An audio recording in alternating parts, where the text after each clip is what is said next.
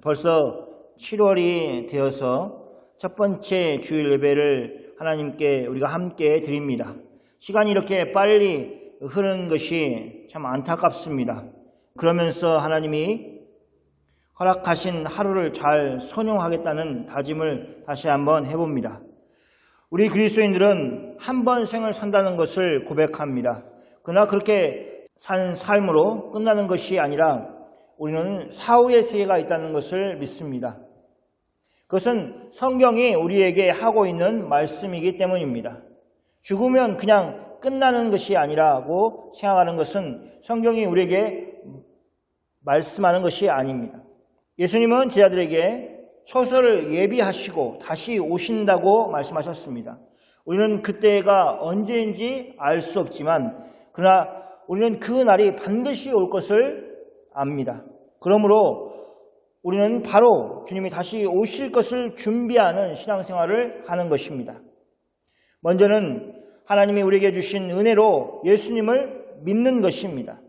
그것은 우리의 어떤 노력이 들어가지 않은 전적으로 주님의 주권으로 이루어진 것입니다.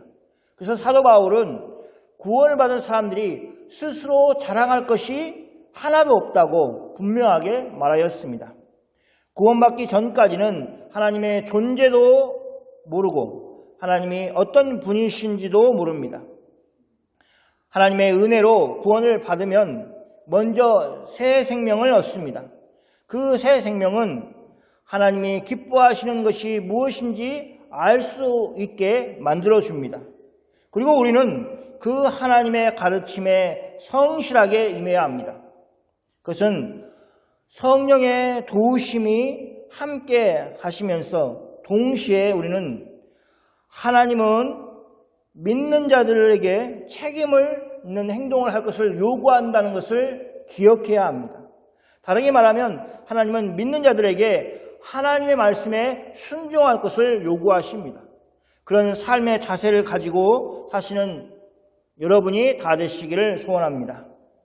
지난 주일에는 안식일에 관한 규정으로 인해서 바리새인들이 예수님을 공격하였던 장면을 살폈습니다. 예수님은 그 일을 계기로 본인이 안식일의 주인이심을 선언하셨습니다. 그것은 앞장에서 나오는 수고하고 무거운 짐진 자들아 다 내게로 오라고 말씀하신 예수님의 말씀을 보여주는 것입니다. 바로 그것을 주실 수 있는 분이라는 것을 드러내는 것입니다. 하나의 사건으로 이렇게 끝나는 것이 아니라 마태복음은 그런 연관성을 가지고 예수님의 행적들을 쫓아가면서 기록하고 있습니다. 그래서 직접적으로는 오늘 본문 바로 전 내용과 오늘 말씀이 연결되어 있습니다. 바로 그 전은 어떤 것입니까? 예수님이 제자들과 함께 회당에 들어가셨는데 그곳에서 한 손 마른 사람을 고치신 사건이 기록되어 있습니다. 바리새인들은 예수님을 모함하기 위해서 그 사람을 준비하였지만 안식일의 주인이신 예수님은 안식일의 진정한 의미를 말씀하시면서 안식일에 선한 일을 하는 것을 멈출 수 없다고 말씀하셨습니다. 그러면서 그 환자를 고쳐주셨습니다. 이 일은 바리새인들이 예수님을 더욱 싫어하게 만드는 계기가 되었습니다. 그러나 예수님은 그들에게 잘 보이기 위해서 이 땅에 오신 분이 아니라는 것을 우리는 기억해야 됩니다. 예수님이 바리새인들이 만들어 놓은 규정을 잘 지키기 위해서 이 땅에 오신 것이 아닙니다. 예수님은 하나님의 아들로서 이 땅에서 하나님의 뜻을 전하기 위해서 오신 것입니다. 하나님은 죄인인 사람들과 함께 하시기를 기뻐하셨습니다. 그래서 그들의 죄의 문제를 해결하시기 위해서 먼저 그 일을 하시기 위해서 자신의 독생하신 아들 예수님을 십자가에서 희생시키셨습니다. 그리고 그것이 하나님이 얼마나 자기 백성을 사랑하는지를 보여주는 사건이 되었다고 성경은 분명하게 말하고 있습니다. 시간적으로 본다면 그 십자가 사건이 일어나기 전이기 때문에 예수님은 하나님의 뜻을 선포하시는 동시에 그 사건을 준비하시는 시간으로 지금 공생의 기간을 보내고 계십니다. 이렇게 하나님 아버지와 아들 되신 예수님이 사람들을 구원하기 위해서 힘쓰고 있는 상황인데 바리새인들은 그 예수님을 어떻게 죽일 것인가 의논을 하고 있다니 얼마나 인간이 어리석고 또 자기 생각에 빠져 사는가 하는 것을 잘 알 수 있습니다.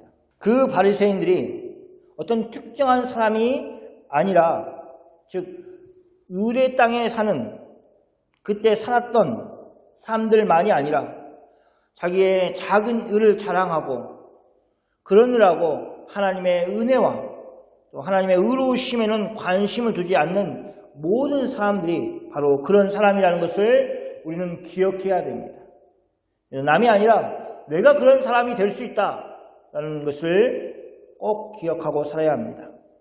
회당 안에는 한쪽 손 마른 사람이 고침을 받은 일로 사람들이 놀라워하면서 하나님께 영광을 돌렸을 것입니다. 그리고 그 회당 안에 머무를 수 없었던 자기 분에 의해서 회당을 뛰쳐나온 바리새인들은 어떻게 하면 예수님을 죽일까 하고 의논을 하였습니다. 예수님은 이런 바리새인들의 의논하는 것을 알고 있었습니다. 그래서 예수님은 그 회당을 떠나셨습니다. 마태복음 12장 15절 말씀입니다. 예수께서 아시고 거기를 떠나가시니 많은 사람이 따르는지라 예수께서 그들의 병을 다 고치시고 예수님은 바리새인들이 하고 있었던 의논을 아시고 회당을 떠나셨습니다. 회당에 있었던 사람들이 예수님을 따랐습니다. 그들은 회당에서 예수님이 환자를 고치시는 것을 보았기 때문입니다. 자신들도 예수님께 고침을 받기 위해서 예수님을 따른 것입니다. 성경은 의도적으로 소수의 바리새인들이 회당에 나가서 회당 밖에서 어떻게 예수님을 죽일까 의논을 하였다는 것과 많은 사람들이 예수님을 따라가서 예수님께 고침을 받기 위해서 예수님을 따르는 장면을 대조하고 있습니다. 예수님을 죽이려고 저기를 품은 소수의 사람이 있는가 하면 그보다 더 훨씬 많은 사람들이 예수님께 은혜를 받기 위해 고침을 받기 위해 예수님을 따르고 있는 장면을 그려주고 있는 것입니다. 그러니 회당 안에서 예수님이 환자를 고치시는 일이 어떻게 사람들에게 영향을 미쳤는지 하는 것을 잘 보여줍니다. 많은 사람들은 예수님이 환자를 고치는 것을 보고 자신도 고침을 받기 위해서 회당을 떠나가시는 예수님을 따라 나선 것입니다. 그날이 안식일이었음에도 불구하고 사람들은 고통 가운데 있었고 그래서 그들은 예수님을 통해서 고침을 받고 싶어서 예수님을 따라 나선 것입니다. 그리고 성경은 무엇이라고 말씀하고 있습니까? 예수님이 그들의 병을 다 고치시고 라고 말씀하고 있습니다. 이것은 앞에 예수님이 수고하고 무거운 짐진 자들아 다 내게로 오라 내가 너희를 쉬게 하리라 하신 말씀을 예수님이 실천하고 계시는 것을 보여줍니다. 예수님은 말로만 하신 분이 아니셨습니다. 그들의 병을 고쳐주심으로 바로 자신이 말씀하신 그 일을 이루실 분이라는 것을 보여주셨습니다. 자기 백성에게 쉼을 주실 수 있는 분이심을 보여주신 것입니다. 우리는 알고 있습니다. 진정한 쉼은 죄 문제를 해결해야만 비로소 얻을 수 있는 것입니다. 그래서 예수님은 그 문제를 자기 백성을 위하여 해결해 주셨습니다. 자신의 의로운 피로 희생제사를 하나님 앞에 드림으로 하나님께서 그 일을 의롭게 여기시고 예수님의 피를 의지하는 사람들의 죄를 용서하여 주셨습니다. 그것은 결과적으로 예수 믿는 사람들에게 쉼을 얻게 하신 것입니다. 그렇게 예수님을 회당에서부터 따라 나온 사람들의 병을 다 고치신 일은 앞에서 한쪽 손 마른 사람을 안식일에 고칠 것이냐 아니면 그 사람의 고통을 외면할 것이냐 하는 것을 가지고 예수님을 시험하였던 바리새인들의 생각이 얼마나 속 좁은 생각인가 하는 것을 보여주고 있는 것입니다. 바리새인들은 한 명의 고통받고 있는 사람들을 가지고 예수님을 함정에 빠뜨리려고 하는 미끼로 사용하였다면, 예수님은 많은 사람들의 병을 고치심으로 안식일에 고통당하고 있는 사람들을 고치시는 진정한 안식일의 주인이심을 보여주신 것입니다.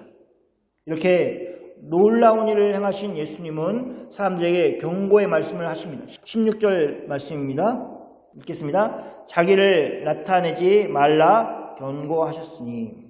이 예수님의 경고의 말씀은 마태복음 중간중간에 나옵니다.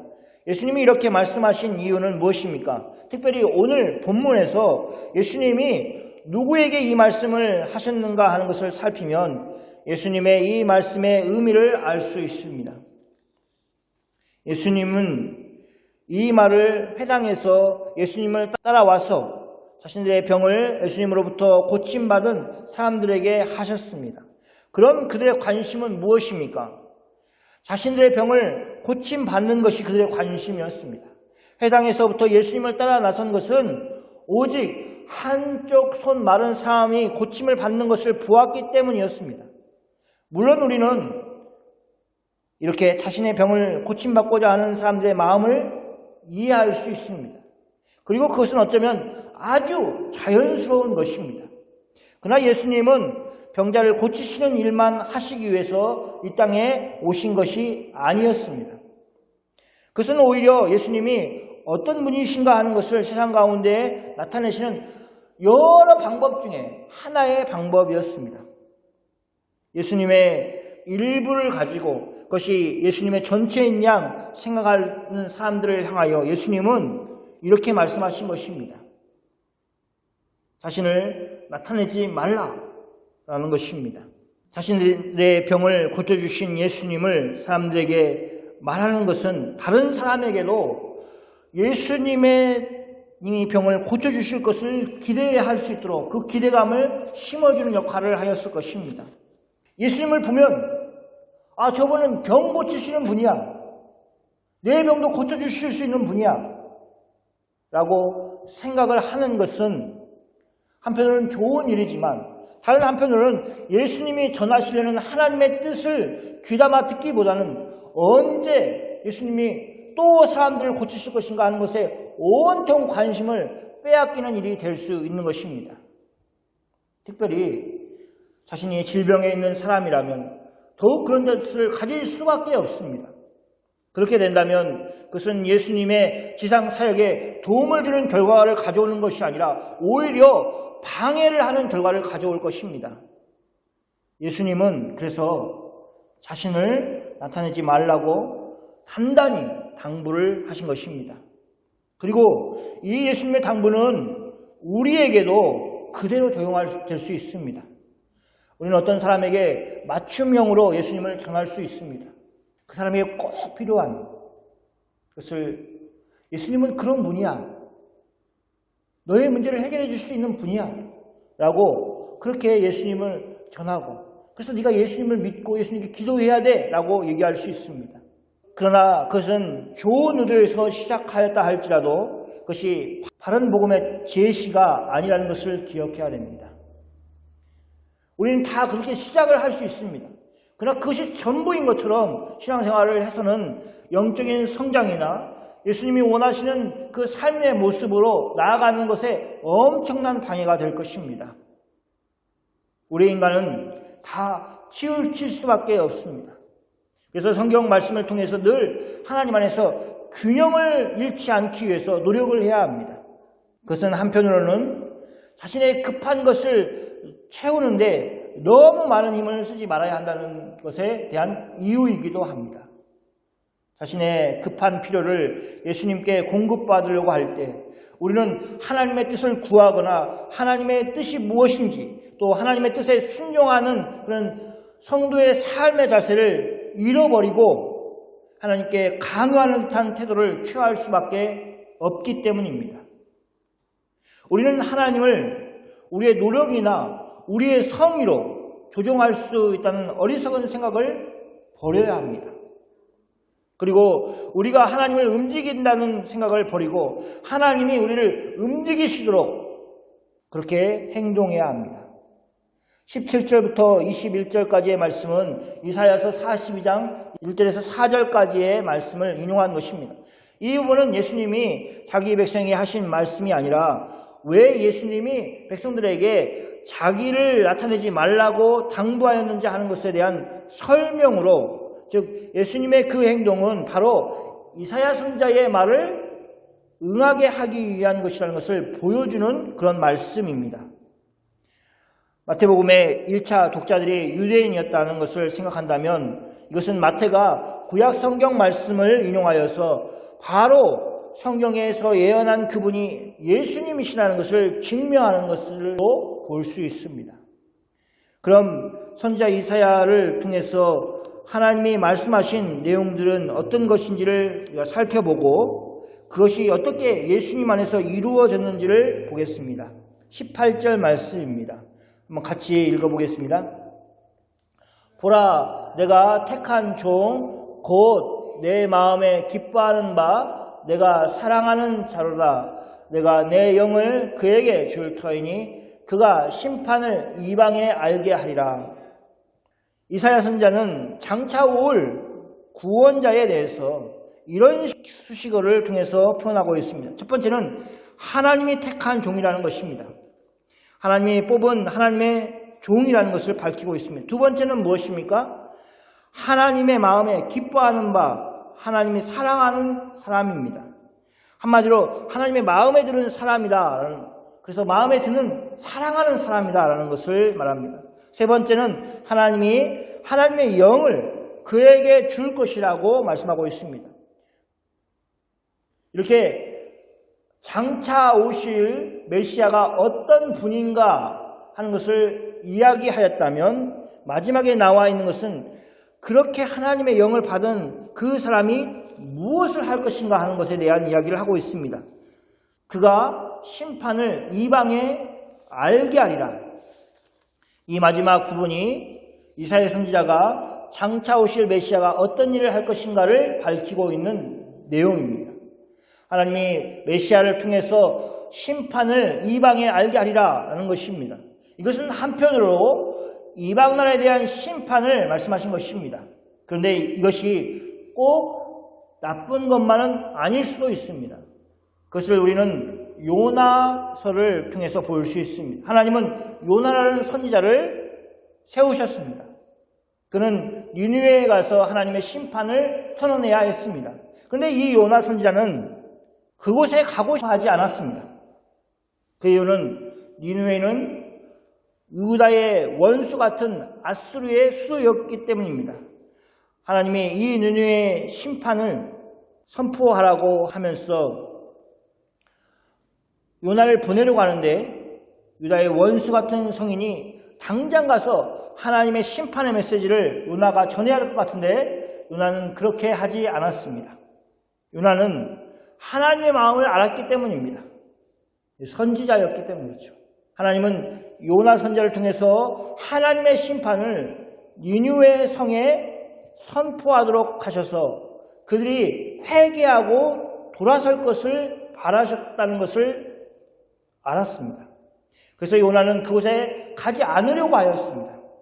우여곡절 끝에 요나가 그 성에 가서 하나님의 말씀을 전하였습니다. 그런데 니느웨 성의 사람들의 반응이 어떠했습니까? 하나님을 믿고 금식을 선포하고 높고 낮은 자를 막론하고 굵은 베옷을 입었습니다. 그리고 왕과 대신들은 조서를 내렸습니다. 백성들이 조서를 내려서 말하였습니다. 조서의 내용 중에 힘써 하나님께 부르짖을 것을 명령하는 내용이 들어있습니다.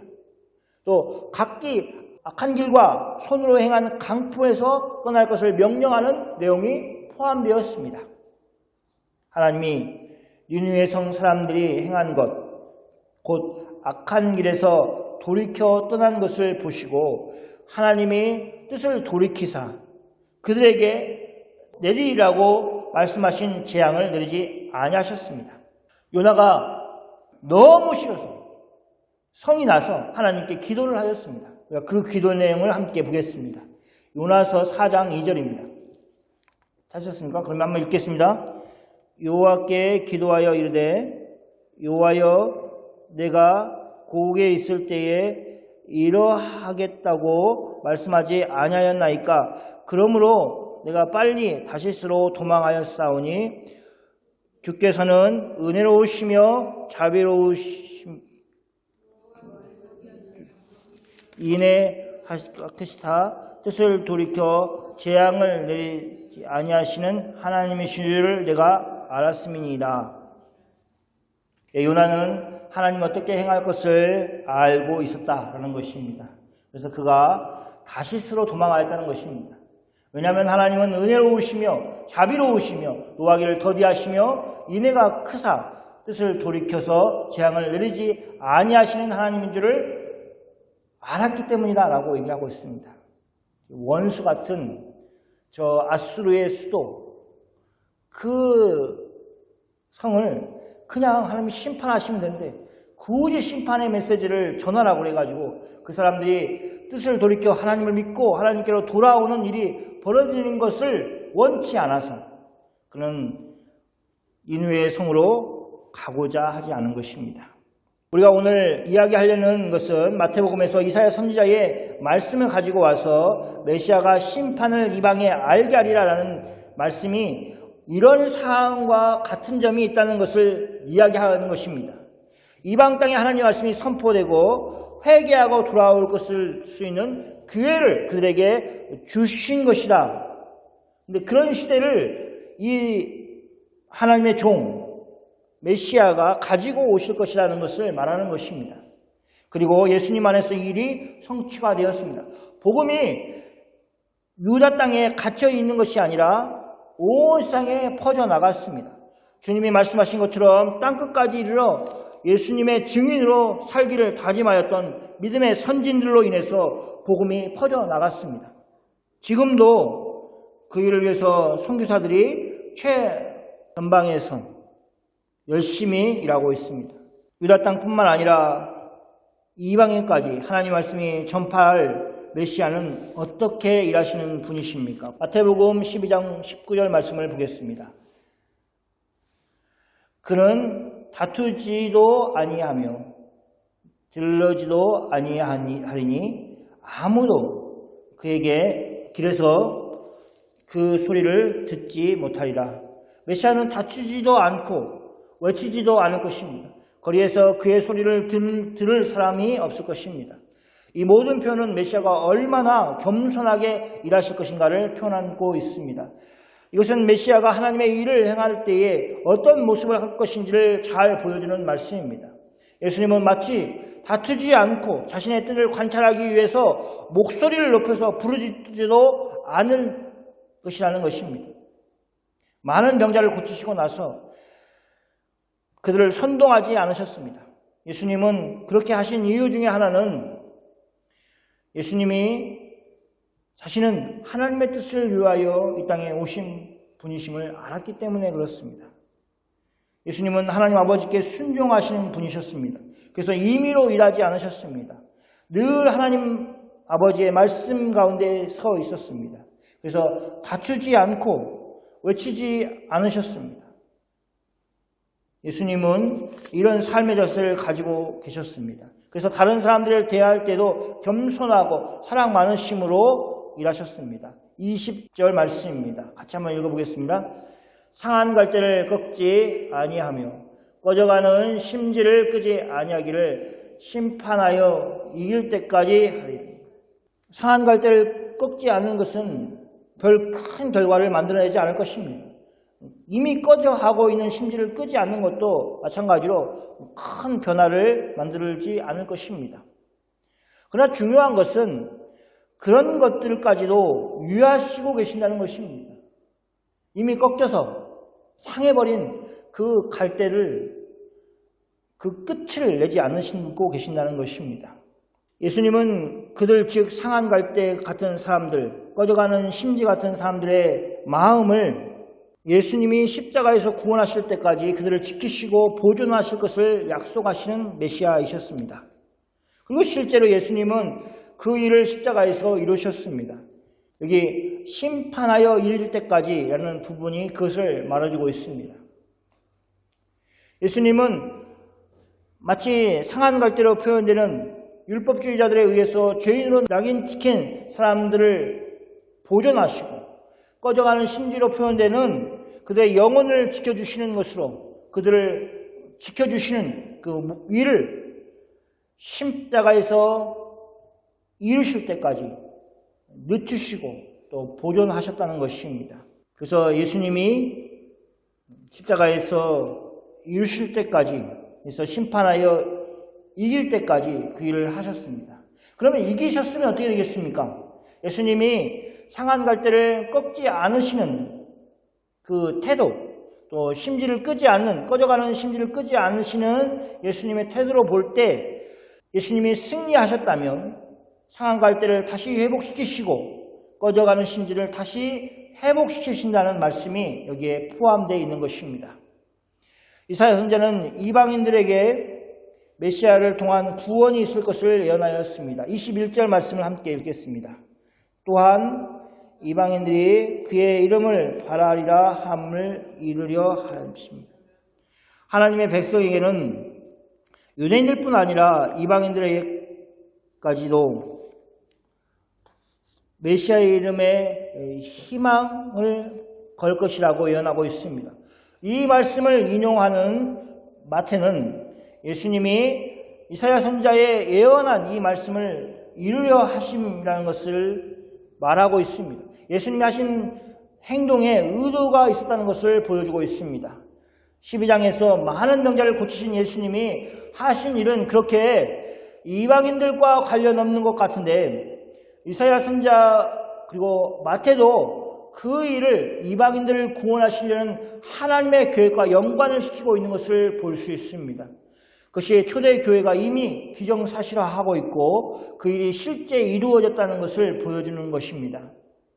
다시 돌아와서 예수님이 사람들에게 자기를 나타내지 말라고 하신 이유는 이렇게 예수님의 구원 계획이 유대인들뿐 아니라 이방인들에게까지도 있는 그런 계획인데 사람들이 잘못 예수님을 전함으로 인해서 자칫 복음에서 벗어나는 결과를 가져올 수 있기 때문에 그렇게 하신 부분이 있다는 것입니다.